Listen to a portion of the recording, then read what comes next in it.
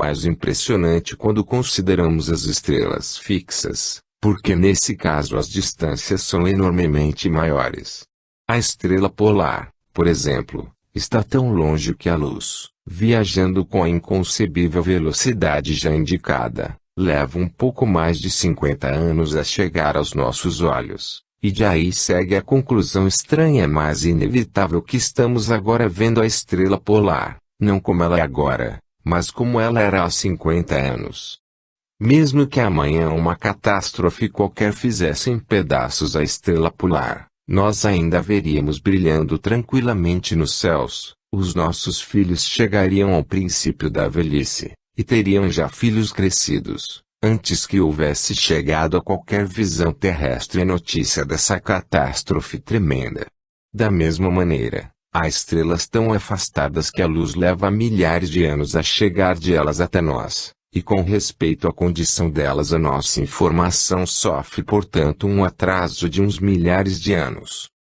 Levemos mais longe o argumento. Suponha-se que podíamos colocar um indivíduo, à distância de 300 mil quilômetros da Terra, dando-lhe ao mesmo tempo a maravilhosa faculdade de ver de essa distância tão nitidamente o que aqui estava acontecendo como se estivesse ao pé de nós. É claro que o indivíduo ali colocado veria todas as coisas terrestres um segundo depois de elas se passarem, e no momento atual estaria vendo o que se passou há um segundo. Dobre-se a distância, e o indivíduo estaria 2 segundos em atraso, e assim proporcionalmente, leve-se esse indivíduo até a distância do Sol, conservando-lhe sempre o mesmo misterioso poder de visão, e ele, olhando de lá, estaria agora vendo, não o que estás fazendo agora, mas o que estavais fazendo há 8 minutos e um quarto.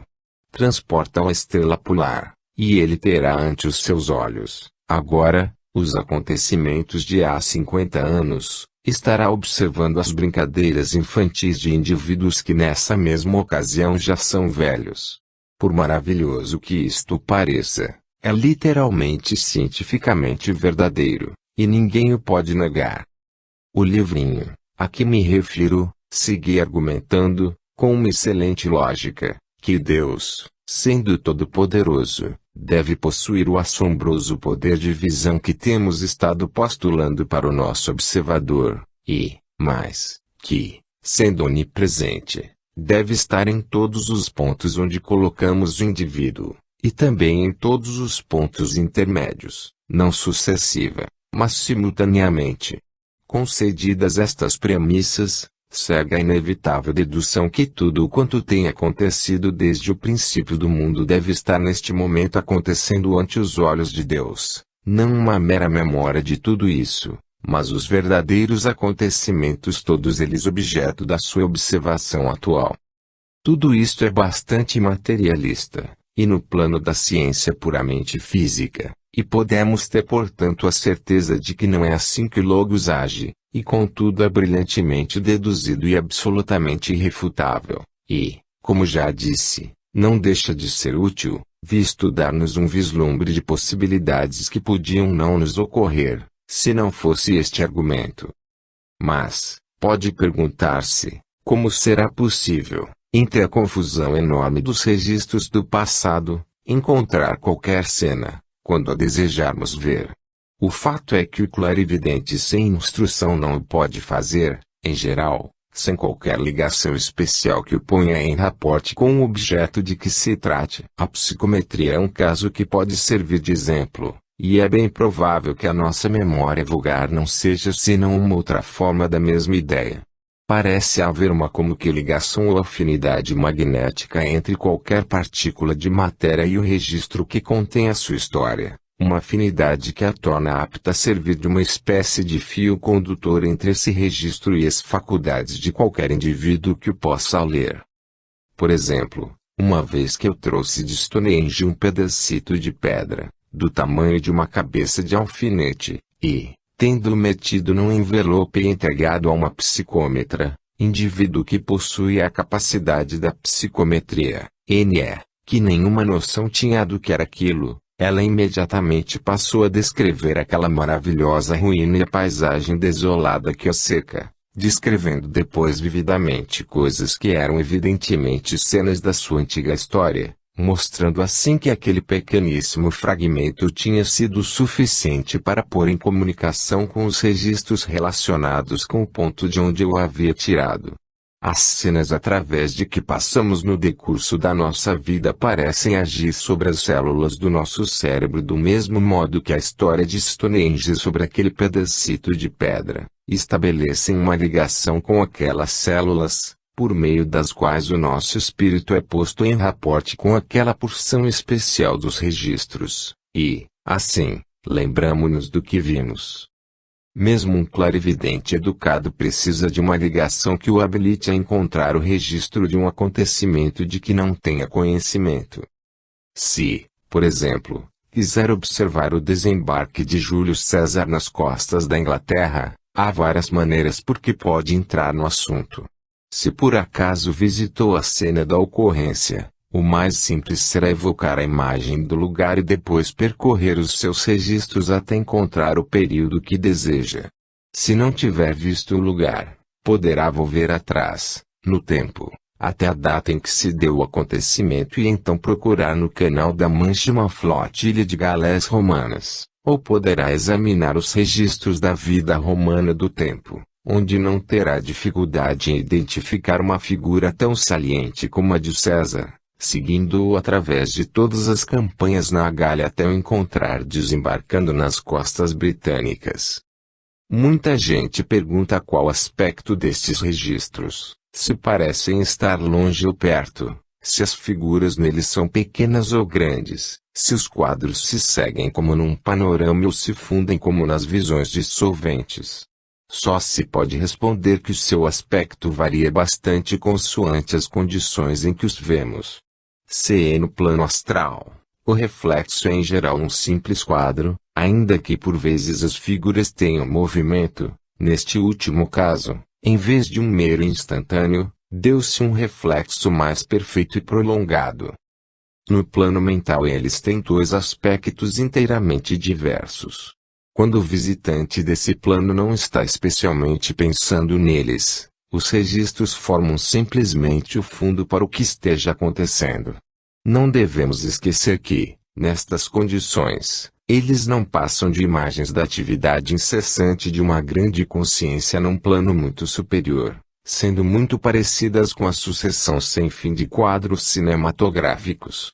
Não se fundem uns nos outros como quadros dissolventes, nem se seguem uns aos outros, como uma série de quadros, mas a ação das figuras refletidas constantemente decorre, como se estivéssemos olhando para atores num palco distante.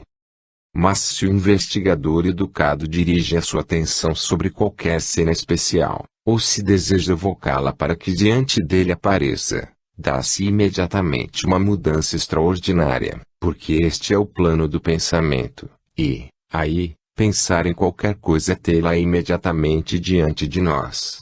Por exemplo, se um indivíduo deseja ver o registro do acontecimento que nos serviu de exemplo, o desembarque de César, encontra-se imediatamente, não vendo qualquer quadro, mas presente na costa entre os legionários, com a cena toda desenrolando-se em seu redor, exatamente como se ali tivesse estado, em carne e osso, naquela manhã de outono do ano 55 a.C. Visto que o que ele vê não passa de um reflexo, os atores não têm, é claro, nenhuma consciência dele, nem pode esforço algum seu mudar, por pouco que seja, o curso da ação deles, salvo apenas que pode dominar a rapidez com que o drama ante seus olhos se desenrola, podendo fazer com que os acontecimentos de um ano lhe passem diante da vista numa hora, ou podendo, a qualquer altura, fazer parar o movimento, para contemplar, durante o tempo que quiser, qualquer cena especial como se fosse um quadro. De resto, ele não só observa o que teria visto se ali tivesse estado em carne e osso, mas muito mais. Ouve e compreende tudo quanto essa gente diz, e tem consciência dos seus pensamentos e motivos. E uma das mais interessantes das várias possibilidades que se abrem perante quem aprendeu a ler o registro é o estudo do pensamento de épocas remotas, do pensamento dos homens das cavernas e das habitações lacustres, assim como aquele que dominou nas grandes civilizações da Atlântica, do Egito ou da Caldeia. É fácil de imaginar que esplêndidas possibilidades são as do indivíduo que está de plena posse deste poder. Tem diante de si um campo de investigação histórica do mais alto interesse. Não só pode passar revista, na sua velocidade, a toda a história que conhecemos, corrigindo, à medida que vai vendo, os muitos erros e erradas interpretações que há nos relatos que temos. Pode também vaguear a sua vontade por toda a história do mundo desde o seu início, observando o lento desenvolvimento da inteligência humana, a descida dos senhores da chama, e o progresso das grandes civilizações que eles fundaram. Nem escusa seu estudo de ficar limitado apenas ao progresso da humanidade. Tem diante de si, como num museu, todas as estranhas formas animais e vegetais que havia no mundo quando ainda na infância. Pode acompanhar todas as maravilhosas mudanças geológicas que se têm dado e seguir o curso dos grandes cataclismos que várias vezes têm mudado por completo a face da Terra. Num caso especial é possível ao leitor dos registros uma simpatia ainda maior com o passado. Se, no decurso das suas investigações, tem que observar qualquer cena em que ele próprio tomou parte em qualquer encarnação anterior. Pode tratá-la de duas maneiras. Pode tratá-la da maneira habitual, como um espectador, ainda que, não esqueçamos, um espectador cuja compreensão e simpatia são perfeitas, ou pode torná-la identificar-se com aquela, há muito morta, personalidade sua, reentrando temporariamente para essa vida passada, tornando absolutamente a sentir os pensamentos e as emoções, os prazeres e as mágoas de um passado pré-histórico. Não é possível conceber aventuras mais estranhas e mais vividas do que aquelas porque ele assim poderá passar, mas, através de tudo isso, ele nunca deve perder pé na consciência de sua individualidade, deve conservar o poder de regressar, quando quiser, à sua personalidade presente. Muitas vezes se pergunta como é possível um investigador determinar com justeza a data de qualquer cena do passado que ele desenterre dos registros. A verdade é que é por vezes tedioso o trabalho de encontrar uma data exata, mas em geral é sempre possível, se valer a pena gastar nisso tempo e trabalho. Se se trata dos tempos gregos ou romanos, o método mais simples é, em geral, olhar para dentro do espírito da pessoa mais inteligente no quadro e ver que data que ele supõe será dessa cena, ou o investigador poderá vê-lo escrever uma carta ou outro documento, reparando, se for datado, qual é a data que ele lhe põe. Uma vez obtida a data romana ou grega, reduzi-la ao nosso sistema de cronologia é apenas questão de um cálculo.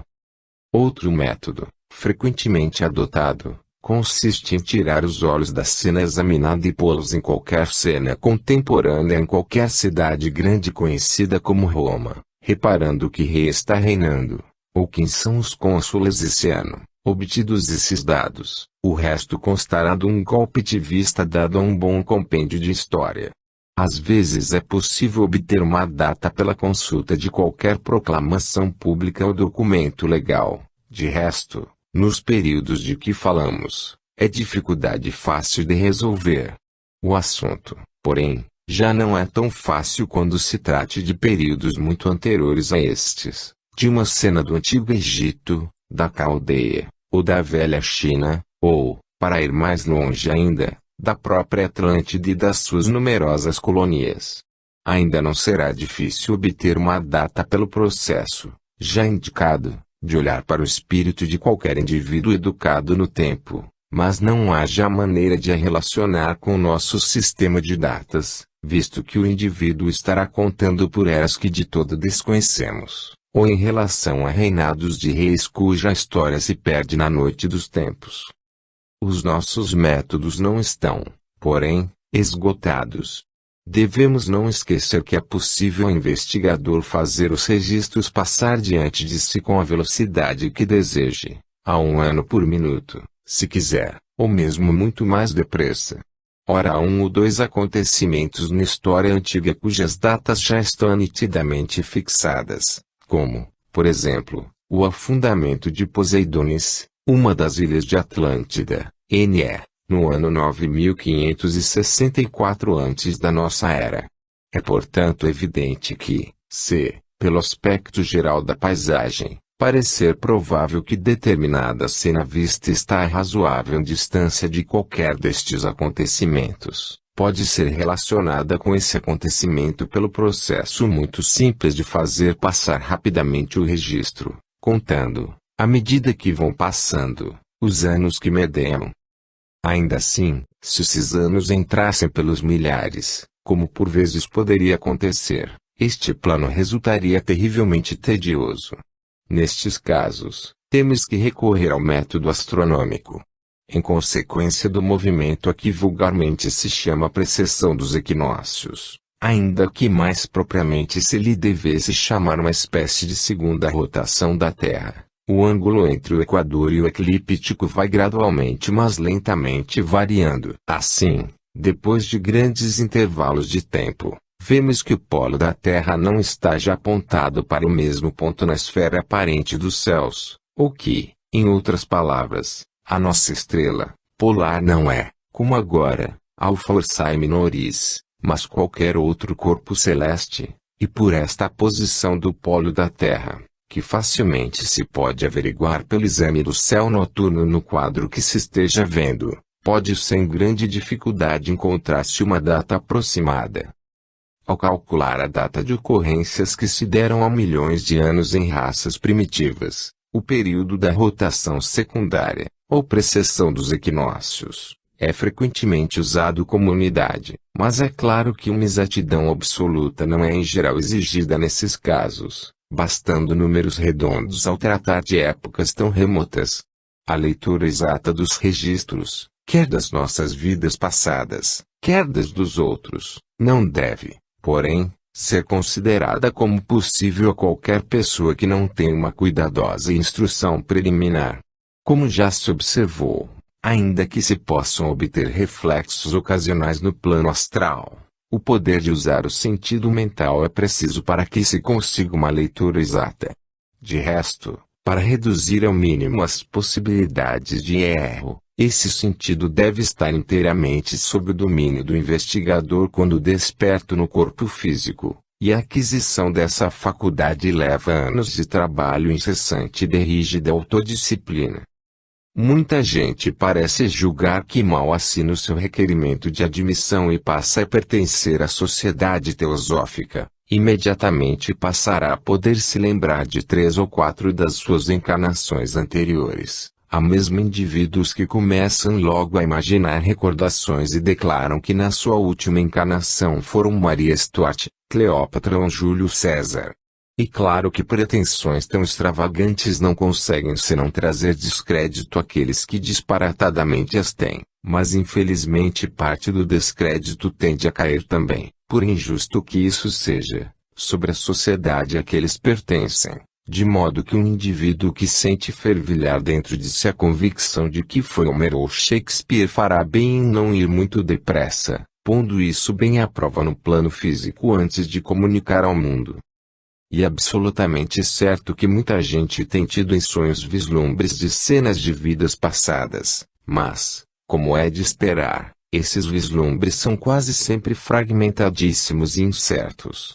Eu próprio tive na juventude uma experiência deste gênero. Havia entre os meus sonhos um que constantemente reaparecia, o sonho de uma casa com um pórtico virado para uma formosa baía, não muito longe de uma colina em cujo cimo se erguia um edifício muito belo. Eu conhecia essa casa perfeitamente, e sabia tão bem a distribuição dos seus quartos e a vista da sua porta como as da minha casa, nesta vida presente. Nesses dias eu nada sabia da reencarnação, de modo que não me pareceu senão uma curiosa coincidência que esse sonho tantas vezes se repetisse. Não foi senão algum tempo depois de eu ter entrado para a sociedade que, quando alguém que sabia me estava mostrando quadros da minha última encarnação, descobri que esse sonho constante era na verdade uma recordação parcial, e que a casa que eu tão bem conheci era aquela em que eu nascera havia mais de 2000 anos. Mas, ainda que haja vários casos conhecidos em que qualquer cena bem lembrada assim atravessou de uma vida para outra, é preciso um grande desenvolvimento de faculdades ocultas antes que um investigador consiga descobrir definidamente uma linha de encarnações, quer suas, quer de um outro indivíduo. Isto será bem claro se nos lembrarmos das condições do problema a resolver. Para seguir uma pessoa de esta vida para a vida anterior, é preciso, antes de mais nada, seguir a sua vida presente, retrogradando, até a sua nascença e depois seguir, em ordem inversa, os vários estágios pelos quais o eu desceu a encarnação. Isto inevitavelmente nos levará até a condição de eu nos níveis superiores do plano mental. De modo que é evidente que para realizar eficazmente esta tarefa, o investigador deve poder empregar o sentido correspondente a esse nível elevadíssimo sem deixar de estar desperto no seu corpo físico. Em outras palavras, a sua consciência terá de se centralizar no próprio eu reencarnante, e já não na personalidade inferior. Nesse caso, a memória do eu uma vez despertada, as suas próprias encarnações passadas estarão ante ele abertas como um livro, e se-lhe é possível, se quiser, examinar as condições de um outro eu nesse nível e segui-lo para trás, através das vidas mental inferior e astral, que até ali o conduziram, até chegar à última morte física do eu e, assim, à sua vida anterior. É esta a única maneira pela qual a cadeia de vidas pode ser seguida com uma certeza absoluta, e podemos por conseguinte imediatamente pôr de lado, como impostores conscientes ou inconscientes, aqueles indivíduos que anunciam que podem encontrar as encarnações passadas de qualquer pessoa, a uns tantos shillings por cabeça. Escusado é dizer que o verdadeiro ocultista não põe anúncios, e nunca, em circunstância alguma, aceita dinheiro em troco de qualquer demonstração dos seus poderes. Não há dúvida que o estudioso que quiser adquirir o poder de seguir uma linha de reencarnações o pode fazer apenas aprendendo, com um professor competente, como é que esse trabalho se faz.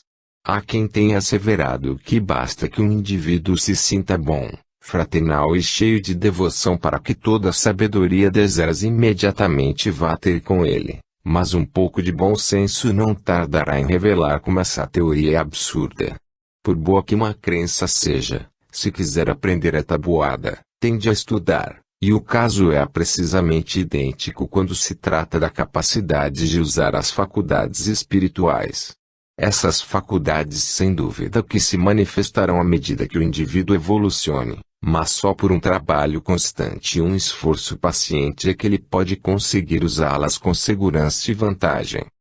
Consideremos o caso daqueles que querem auxiliar outros quando no plano astral, durante o sono. É claro que quanto mais conhecimentos aqui possuam, mais valiosos serão os seus serviços nesse plano superior. Por exemplo, o conhecimento de várias línguas lhes é muito útil, porque, conquanto no plano mental os indivíduos possam comunicar diretamente por transferência de pensamento, sejam quais forem as línguas que falam, no plano astral não é assim, e um pensamento tem de ser formulado em palavras para que se possa compreender. Se, portanto, quiserdes auxiliar um indivíduo nesse plano, tendes que ter qualquer língua, que ambos saibam, pela qual com ele possais comunicar. E por isso quanto mais línguas souberdes, mais úteis sereis.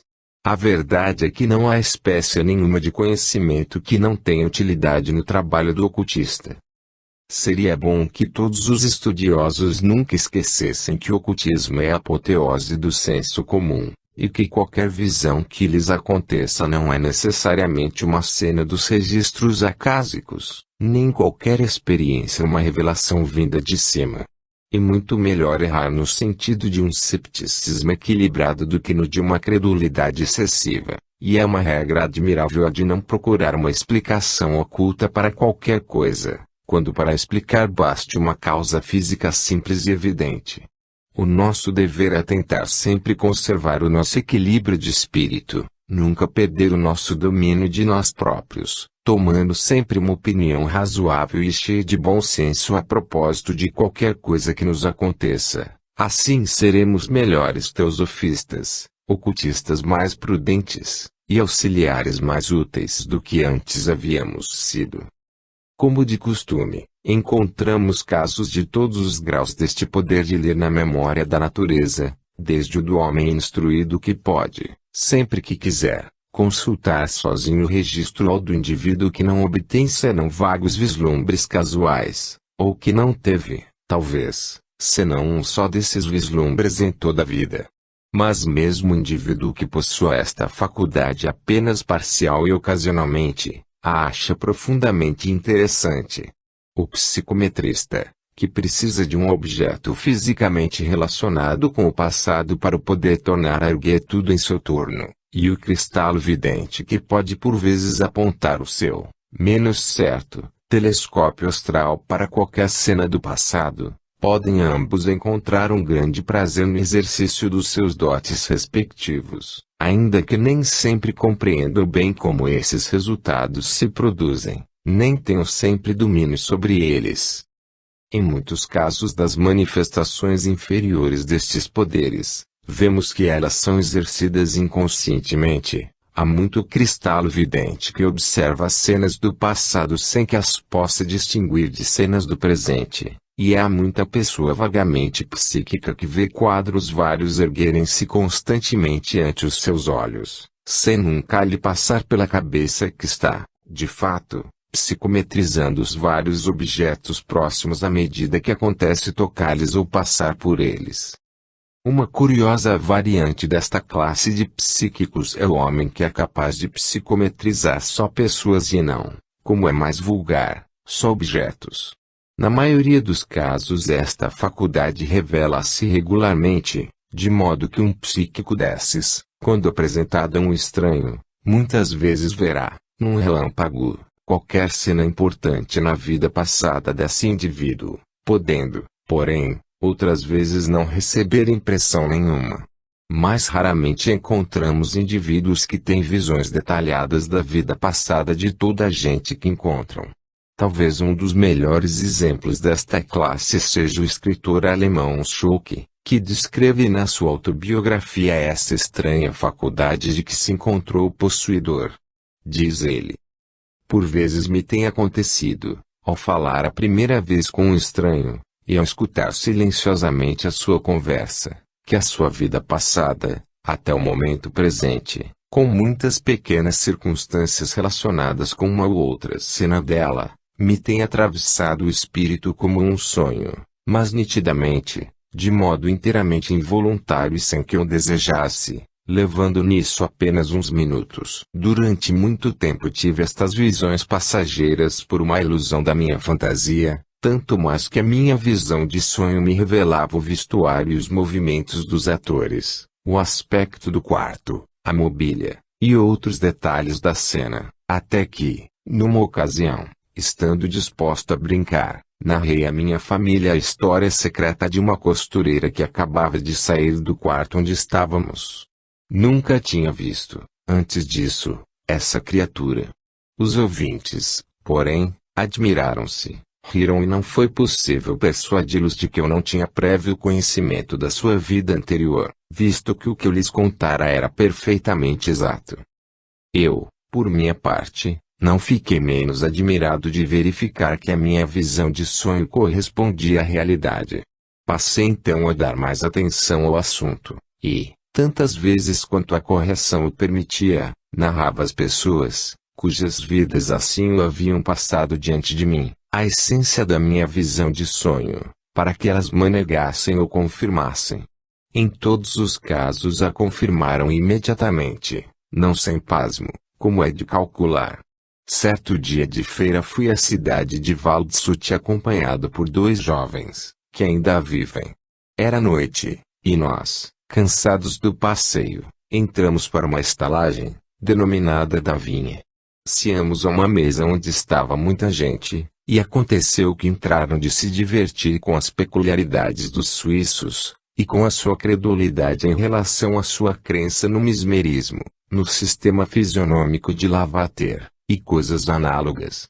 Um dos meus companheiros, cujo orgulho nacional se sentiu ferido por esta troça, pediu-me que respondesse qualquer coisa, sobretudo a um rapaz novo, com ares de importância, que estava sentado em nossa frente, e era dos que mais despejadamente troçavam.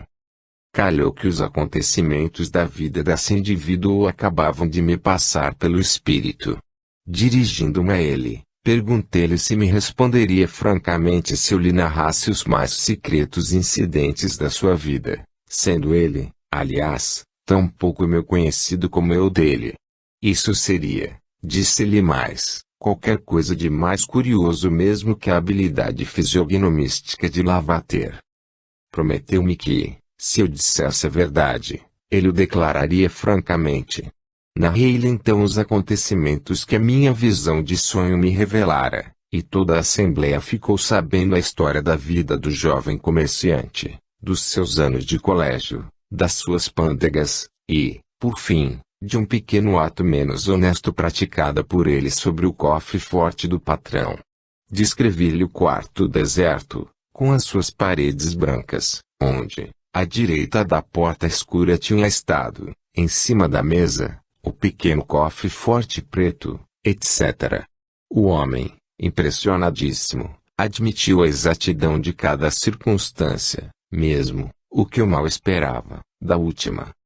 E contudo, depois de narrar este incidente, o nosso Joque passa a perguntar-se se afinal todo esse maravilhoso poder, que tantas vezes ele tinha mostrado, não poderia ter sido sempre um caso de simples coincidência. Poucos casos de indivíduos com esta faculdade de ver o passado se encontram nos livros sobre estes assuntos, e pode por isso supor-se que tal poder é mais raro que o de previsão. Parece-me, porém, que a verdade é que esse poder é, afinal, muito menos reconhecido. Como já disse, pode muito bem acontecer que um indivíduo veja um quadro do passado sem o reconhecer como tal, a não ser que qualquer detalhe o leve a formular essa suspeita, como, por exemplo, uma figura de armadura, ou num qualquer traje antigo. Também uma previsão não seria, ao dar-se, reconhecida como tal. Mas a realização do acontecimento previsto trá-la imediatamente à memória, ao mesmo tempo que revela que foi uma previsão. De modo que um caso dessas poucas vezes deixará de ser notado. E provável, portanto, que vislumbres ocasionais desses reflexos astrais dos registros acásicos sejam mais vulgares do que seríamos levados a crer pelas publicações sobre o assunto. Clarividência no tempo, o futuro. Mesmo que, de um modo vago, nos sintamos capazes de compreender a ideia de que todo o passado pode estar simultânea e ativamente presente numa consciência suficientemente elevada, defrontamo-nos com uma dificuldade muito maior quando tentamos conceber como é que também todo o futuro pode ser compreendido nessa consciência. Se pudéssemos crer na doutrina maometana do Kismet, ou na teoria calvinística da predestinação, a concepção nada teria de difícil, mas, sabendo, como sabemos, que ambas são grotescas deformações da verdade, temos que procurar uma hipótese mais aceitável. Talvez ainda haja indivíduos que neguem a possibilidade da previsão, mas isso prova apenas que ignoram a evidência que há sobre o assunto. O grande número de casos autenticados não deixa lugar para dúvidas quanto ao fato da previsão, mas muitos deles são de tal natureza que tornam difícil de encontrar uma explicação razoável. E é evidente que o eu possui uma certa dose de poder previsor, e, se os acontecimentos previstos fossem sempre de grande importância, poder-se-ia supor que uma excitação extraordinária o tinha tornado capaz, por essa vez só, de dar uma impressão nítida do que vira a sua personalidade inferior. Sem dúvida que essa é a explicação para muitos dos casos em que se prevê a morte ou qualquer catástrofe gravíssima, mas há um grande número de casos conhecidos para os quais essa explicação não serve, visto que os acontecimentos previstos são muitas vezes extremamente triviais e sem importância. Para exemplificar, citarei um caso bem conhecido de dupla visão, que se deu na Escócia. Um indivíduo, que não acreditava no oculto, foi avisado por um vidente escocês do próximo falecimento de um vizinho. A profecia foi dada com uma grande abundância de detalhes, incluindo uma descrição completa do enterro, com os nomes dos 4 indivíduos que pegariam nas bolas do caixão e de outras pessoas que estariam presentes.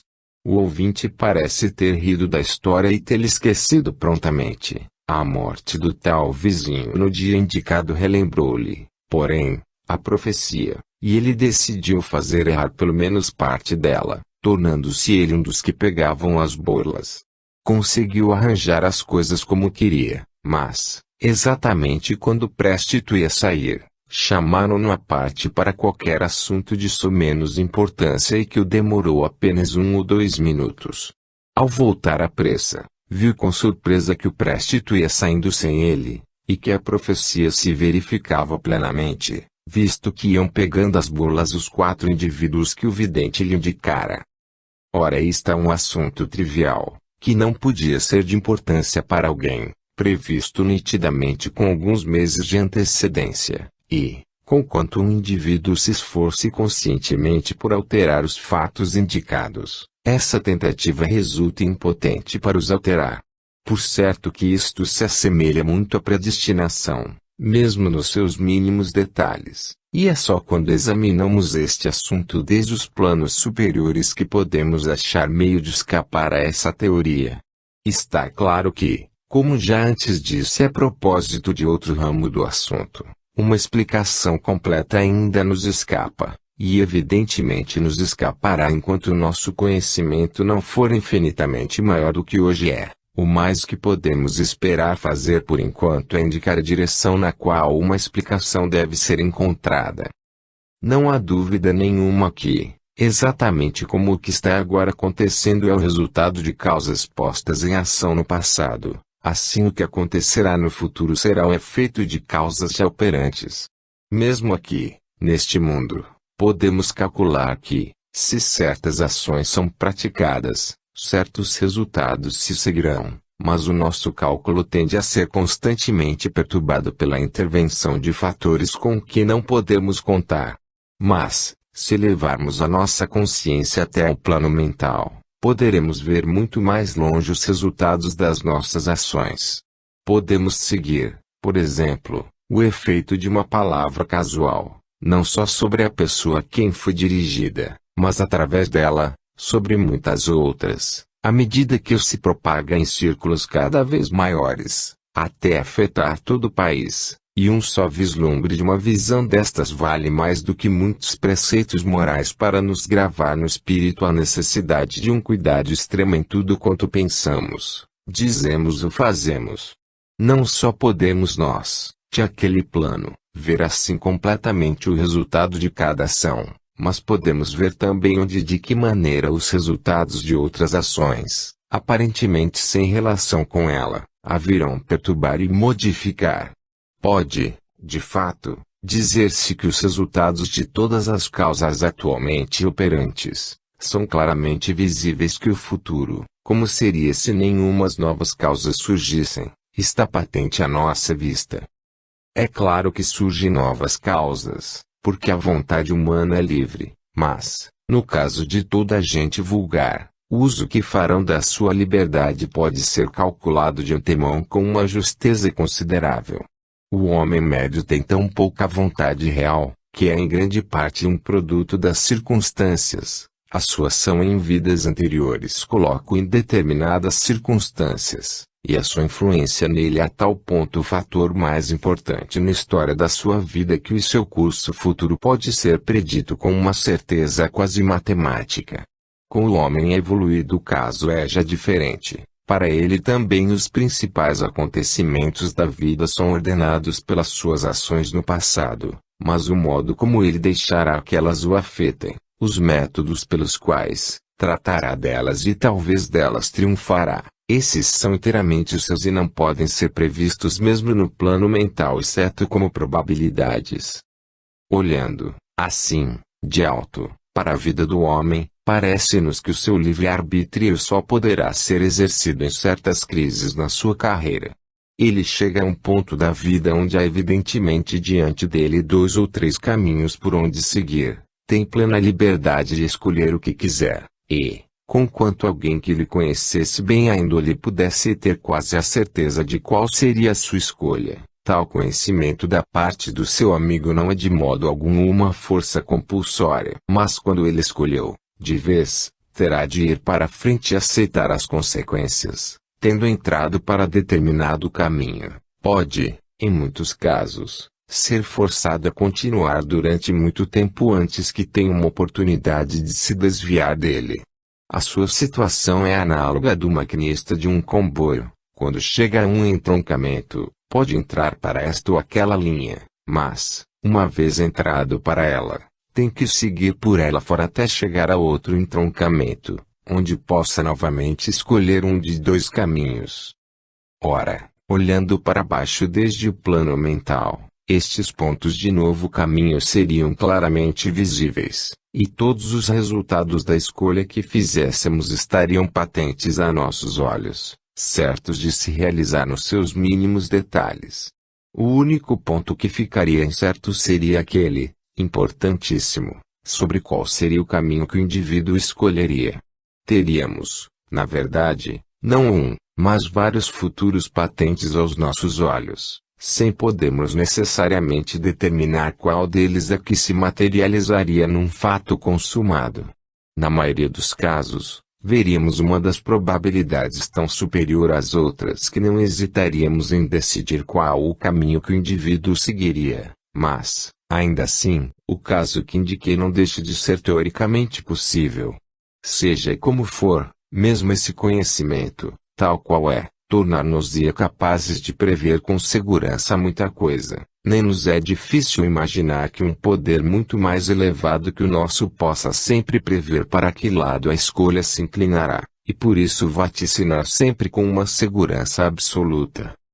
No plano búdico, porém, não é já preciso um tal longo processo de cálculo consciente, porque, como já disse, de uma maneira que nós aqui não percebemos, o passado, o presente e o futuro existem ali simultaneamente. Apenas podemos aceitar este fato, porque a sua causa está na faculdade correspondente a tal plano, e o modus operandi dela é, como é de supor, inteiramente incompreensível ao cérebro físico. Mas de vez em quando encontramos uma sugestão que nos pode aproximar um pouco mais de uma vaga possibilidade de compreensão. Uma sugestão desse gênero foi dada pelo Dr. Oliver Lodge no seu discurso presidencial à Associação Britânica em Cardiff. Disse ele: "É uma ideia luminosa e auxiliadora essa de que o tempo não seja senão um meio relativo de ver as coisas. Atravessamos os fenômenos com uma certa velocidade definida. Interpretamos este avanço subjetivo de uma maneira objetiva, como se os acontecimentos se passassem também nessa ordem e exatamente com essa velocidade. Mas pode ser que isso não seja senão uma maneira de ver as coisas. Pode bem ser que os acontecimentos estejam sempre existentes, tanto os do passado como os do futuro, e que sejamos nós que constantemente passemos por eles, e não eles que aconteçam. A analogia de um indivíduo num comboio é, para este caso, muito útil. Se ele nunca pudesse sair do comboio ou alterar a sua velocidade, naturalmente julgaria as paisagens necessariamente sucessivas, sendo incapaz de conceber a sua coexistência. Ocorre-nos, pois, a possibilidade de haver no tempo um aspecto quadridimensional, sendo portanto o decorrer inexorável do tempo apenas uma parte natural das nossas atuais limitações. E, se compreendermos bem a ideia de que o passado e o futuro possam realmente estar existindo agora, podemos conceder que eles possam ter uma influência dominadora sobre todas as ações presentes, podendo os dois, juntos, constituir aquele plano superior ou totalidade das coisas que somos levados a buscar, em relação à direção da forma ou determinismo, e a ação dos seres humanos conscientemente dirigida para um fim nítido e preconcebido. Figura 16. Cone seccionado por um plano paralelo à sua base. O tempo não é, realmente, de modo algum a quarta dimensão, mas considerá-lo, de momento, desse ponto de vista não deixa de ser útil para de algum modo podermos atingir o inatingível. Suponha-se que temos um cone de madeira apontado perpendicularmente para uma folha de papel, e que pouco a pouco fazemos atravessar essa folha, começando pelo vértice. Um micróbio que vivesse na superfície dessa folha de papel, sem poder conceber qualquer coisa fora dessa superfície, não só nunca poderia ver o cone como um todo, mas nem sequer poderia formar conceito nenhum de um tal corpo. Apenas veria o súbito aparecimento de um pequeno círculo, que pouco a pouco e misteriosamente iria crescendo até desaparecer do seu mundo tão súbito e misteriosamente como tinha chegado. Assim, o que era realmente várias seções do cone pareceria a esse micróbio apenas fases sucessivas na vida de um círculo, e ser-lhe impossível formar a ideia de que estas fases poderiam ser vistas simultaneamente.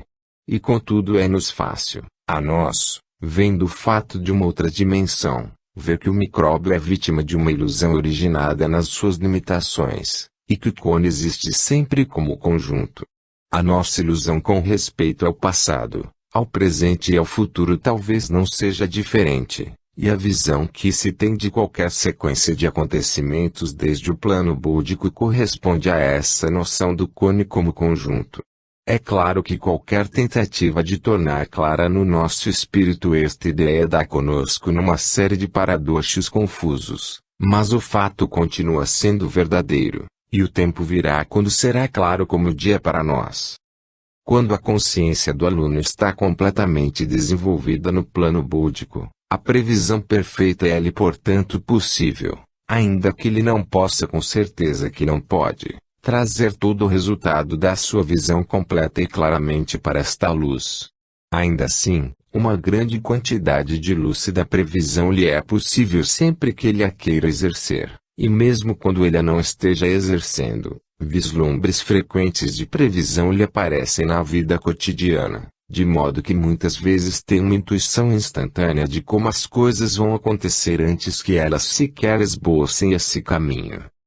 Aquém desta previsão perfeita, vemos, como nos casos anteriores, que existem todos os graus deste tipo de clarividência, desde os casuais vagos pressentimentos a que se não pode chamar vidência, até a dupla visão frequente e mais ou menos perfeita. A faculdade, a que se tem dado este nome, aliás pouco claro, de dupla visão, é muito interessante e bem compensaria um estudo mais cuidadoso e sistemático do que até aqui dela se tem feito. Essa faculdade é especialmente conhecida de nós como muitas vezes possuída pelos irlandeiros escoceses, habitantes das terras altas da Escócia, n.e., ainda que se não limite a eles. Exemplos casuais da sua posse têm aparecido em quase todas as nações, mas sempre tem sido mais frequente entre montanhas e gente de vida solitária. Nós, na Inglaterra, geralmente falamos dela como sendo apanágio exclusivo da raça celta, mas a verdade é que isso tem revelado em toda parte do mundo entre povos semelhantemente situados. Disse, por exemplo, que é vulgaríssima entre os camponeses da Westfália na Alemanha. Por vezes a dupla visão consiste num quadro mostrando claramente qualquer acontecimento futuro, mais frequentemente, porém, o vislumbre do futuro é dado por qualquer visão simbólica. É de notar que os acontecimentos previstos são invariavelmente os desagradáveis, sendo a morte o mais vulgarmente previsto. Não me ocorre caso algum em que dupla visão haja revelado qualquer coisa que não fosse triste. Ela tem um horrível simbolismo que lhe é próprio, um simbolismo de mortalhas e tochas e outros horrores fúnebres. Em alguns casos parece depender, até certo ponto, da localidade, porque se diz que os habitantes da ilha de Skye na Escócia que possuem esta faculdade muitas vezes a perdem quando saem da ilha, ainda que seja apenas numa pequena viagem a outra costa. O dom de uma tal visão é por vezes hereditário numa família durante gerações, mas esta regra não é invariável, porque a dupla visão às vezes aparece esporadicamente no indivíduo pertencente a uma família livre da sua triste posse. Já citamos um exemplo em que a nítida visão de um acontecimento futuro se deu, por meio da dupla visão, com alguns meses de antecedência. Vamos citar outro, mais notável ainda, que relata exatamente como me foi contado por um dos que nele tomaram parte. Metemos-nos pelo selva adentro e havia uma hora que caminhávamos sem resultado, quando Cameron, que por acaso estava a meu lado, de repente parou, empalideceu, e, apontando em frente, disse numa voz cheia de terror: "Olhem! Olhem! Por amor de Deus, olhem para ali!" "Onde? O quê? O que é?" Perguntamos todos confusamente, correndo para ele e olhando em roda e esperando encontrar um tigre, uma cobra, nem sabíamos o que, mas por certo qualquer coisa horrorosa, visto que fora o bastante para causar ao nosso camarada, em geral tão seguro dos seus nervos, uma emoção tão visível. Mas não se via tigre nem cobra, nada senão Cameron, lívido, de olhos esbugalhados, apontar para qualquer coisa que nós não vimos. "Cameron! Cameron!" disse eu, sacudindo-o pelo braço, "fala por amor de Deus. O que é que aconteceu?" Mal tinha dito isto quando ouvi um som leve, mas muito estranho, e o Cameron, deixando cair a mão com que apontava, disse numa voz tensa e trêmula: "Ouviste? Ouviste? Graças a Deus que acabou." E caiu no chão sem sentidos. Houve uns momentos de confusão enquanto lhe desapertávamos o colarinho e eu lhe borrifava a cara com alguma água, que felizmente trouxera comigo, e outro lhe tentava fazer beber uns goles de aguardente, e, enquanto isto se fazia, perguntei em segredo ao indivíduo a meu lado, um dos mais sépticos entre nós, por sinal: "Você ouviu qualquer coisa, Belchamp?" "Sim, lá isso ouvi", respondeu, "um som curioso, muito curioso, uma espécie de estrondo ou estralejar muito longe, mas perfeitamente nítido. Se não fosse inteiramente impossível, era capaz de jurar que era o som de uma descarga de arma de fogo." "E exatamente a impressão que eu tive", murmurei, "mas basta. Ele já está melhor." Num minuto ou dois o Cameron já podia falar e começou por nos agradecer e por pedir desculpa de nos dar todo este trabalho. De aí a pouco sentou-se contra uma árvore e, numa voz firme, se bem que ainda baixa, disse: "Meus caros amigos, sinto que lhes devo uma explicação por causa do meu procedimento extraordinário. É uma explicação que eu muito preferia não dar, mas, como ela tem de vir, tanto fez dá-la agora como depois. Sem dúvida que já repararam que quando durante a nossa viagem vocês todos, falando de sonhos, visões, etc., riam de tudo isso, eu fugi sempre a dar qualquer opinião sobre o assunto. Filo, não só porque não queria acarretar sobre mim o ridículo, ou, mesmo, estabelecer discussão, mas também porque sabia perfeitamente, pela minha própria triste experiência, que o mundo a que os homens costumam chamar do sobrenatural é tão real como, talvez mais real do que, este mundo que vemos à nossa roda. Em outras palavras, eu, como tantos outros escoceses meus compatriotas, tenho o maldito dom da dupla visão, essa terrível faculdade que prevê em sonhos calamidades que breve acontecerão. Foi uma visão dessas que acabo de ter, e o seu grande horror comoveu-me ao ponto que viram. Vi diante de mim um cadáver, não de um indivíduo que tenha morrido uma morte natural e sossegada, mas da vítima de qualquer terrível desastre, uma massa horrível, sem forma, com uma cara inchada, esmagada, impossível de conhecer. Vi este horrível objeto ser metido num caixão, e rezado sobre ele o serviço fúnebre. Vi o cemitério, vi o padre, e, se bem que nunca os tivesse visto antes, tenho ambos presentes agora mesmo na minha visão anterior. Vi-me a você, a mim, ao Belchamp, a todos nós e a muitos mais, em volta do caixão. Vi os soldados erguerem as espingardas depois do fim das rezas, ouvi a descarga das armas, e foi então que desmaiei. Quando ele falou dessa descarga, senti um arrepio e olhei para o Belchamp, Nunca me esquecerá a expressão de profundo horror que havia no rosto daquele séptico. Isto não passa de um incidente, e de modo algum o principal, numa notabilíssima história de experiência psíquica, mas, como de momento estamos apenas tratando do exemplo de dupla visão que figura nessa história, basta que se diga que, mais tarde no mesmo dia, o grupo de militares, de que falamos, encontrava o seu comandante na horrorosa condição tão nitidamente descrita pelo Sr. Cameron. A narrativa continua, quando, na noite seguinte, chegamos ao nosso destino, e que a nossa triste narrativa tinha sido devidamente registrada pelas autoridades competentes, o Cameron e eu fomos dar um pequeno passeio, para ver se a influência tranquilizadora da natureza nos tirava pelo menos parte da tristeza que nos acabrunhava. De repente ele agarrou-me no braço, e, apontando através de uma pequena divisória, disse numa voz trêmula, olha. Lá está. Lá está o cemitério que vi ontem.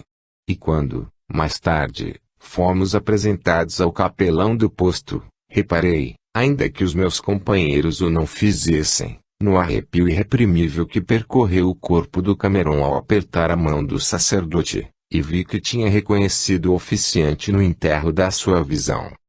Quanto à explicação oculta de tudo isto, parece-me que a visão do Sr. Cameron foi um puro caso de dupla visão, e, se assim é, o fato de que os dois indivíduos que estavam mais perto dele, um com certeza, e talvez os dois tocando-lhe mesmo, tomaram parte nessa visão, pelo menos quanto a ouvir a descarga final, ao passo que tal não aconteceu aos que estavam mais afastados, indica que a intensidade com que a visão se imprimiu no vidente ocasionou vibrações no seu corpo mental que se comunicaram àquelas pessoas em contato com quem estava, como na vulgar transmissão de pensamento.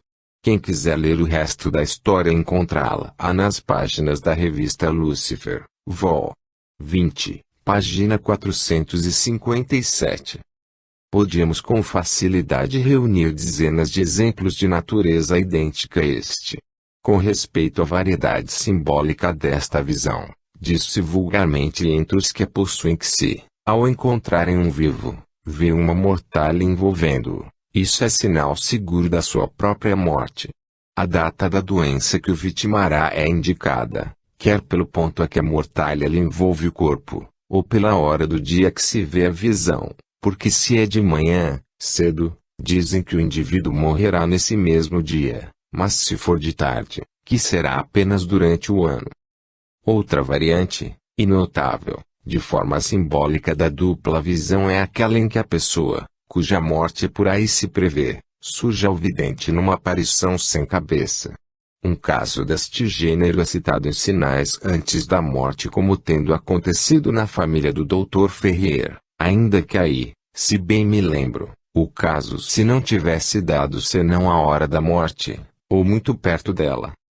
Passando do caso de videntes que estão regularmente de posse de uma certa faculdade, ainda que as manifestações dela apenas algumas vezes estejam subordinadas à sua vontade, encontramos um grande número de casos isolados de previsão em indivíduos em quem essa faculdade não é de modo algum regular e certa.